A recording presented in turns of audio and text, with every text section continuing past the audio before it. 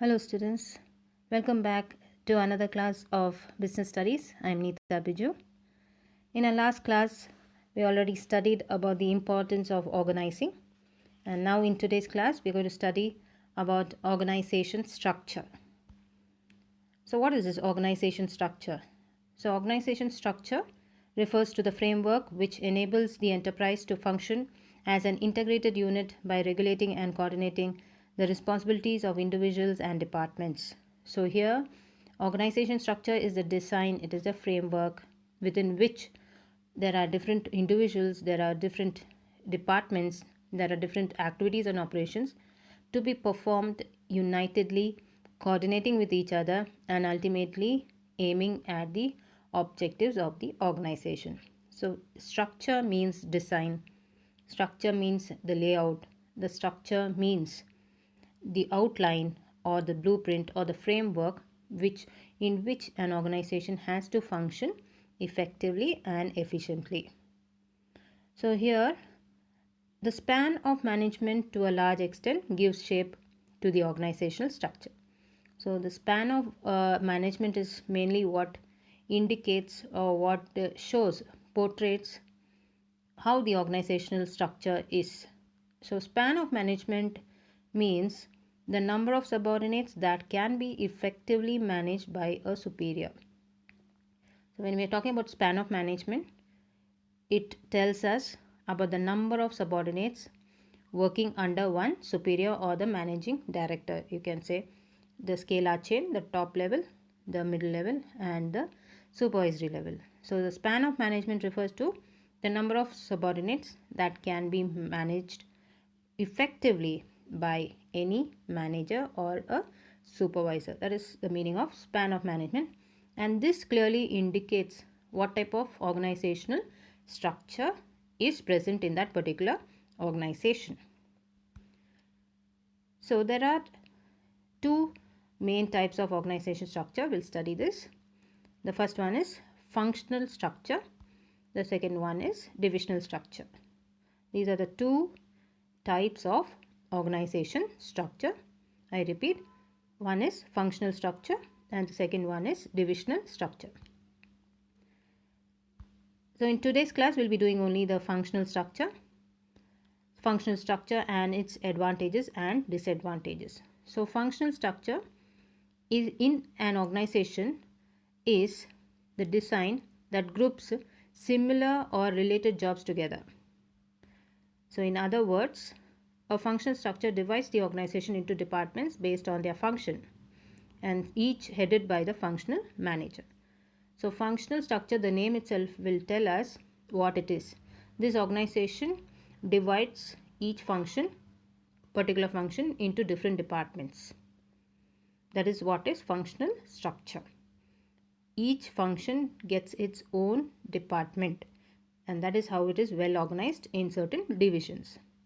And each function is headed by a functional manager. For example, in any manufacturing unit, you have departments divided according to their functions, and these functions, for example, are production, purchase, marketing, accounts, and personnel. So this is what is functional structure. Each function is divided into different departments so that they'll get due attention. So we have production department, we have purchase department, we have marketing department, we have accounts department, and personnel department in a functional structure. Just an example here. So in a manufacturing unit, these are all the departments divided according to their functions. So this is what is functional structure, which tells us the activities and operations of each product. So we'll study the plus and minus points of functional structure here. The advantages of functional structure are as follows. So functional structure leads to specialization. Employees perform similar tasks within a department, which will help to improve the performance.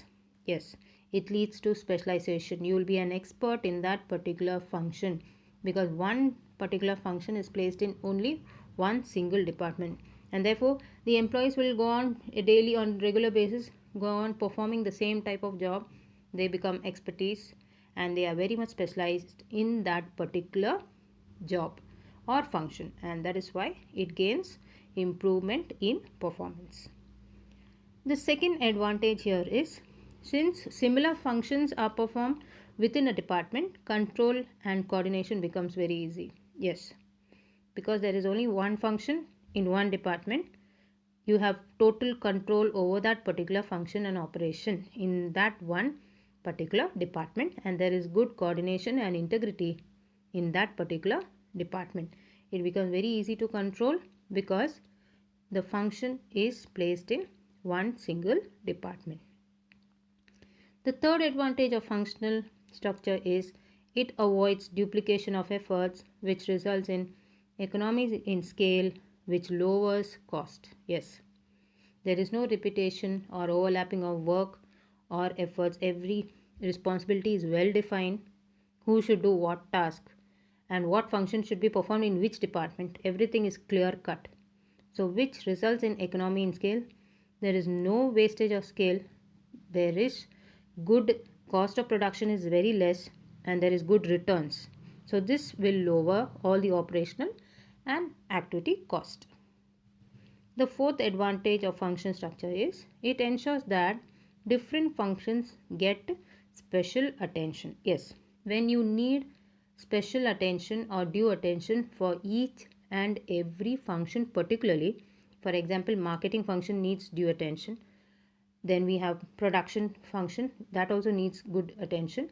When you need good attention or special attention for each and every function or operation or activity, then functional structure will work out very successfully.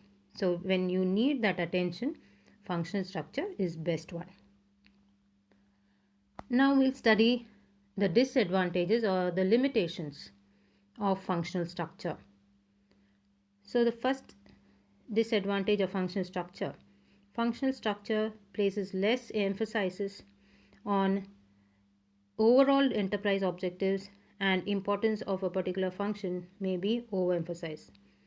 So when you are talking about objectives of the organization, common objective or goal, here in a functional structure organization, what happens is less importance is given to the overall objectives or organizational objectives, and too much of importance is given for a particular function alone. So that becomes a drawback here. So only that particular department is developing, or only that particular function is developed, and they aim at their goal rather than giving importance to the organizational goals. The second one is it may lead to problems in coordinating, as information has to be exchanged between different departments of different functions. Yes. So there is a problem of coordination because each function has to coordinate with each other in order to reach the ultimate goal. But in functional structure, what happens is there are different departments with different functions. So here it becomes very difficult for the departments to coordinate with each other, to connect with each other, to integrate with each other, and to pass on information from one department to another department. And this is what becomes another big drawback or disadvantage of functional structure. The third disadvantage is conflicts. Conflicts may also arise between two or more departments if they do not agree with each other. So there are chances for conflicts between production department, or for example, I'm just giving you between production department and marketing department. Marketing department aims for some other objective, production department will aim for another objective. So there is total disagreement between the departments, and this will become a big drawback or limitation of any functional structure here. So when there is disagreement between the departments, then there is conflict.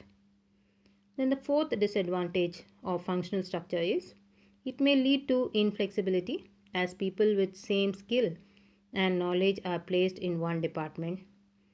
See, what happens here is in functional structure, you are having that narrow or rigid skill and knowledge.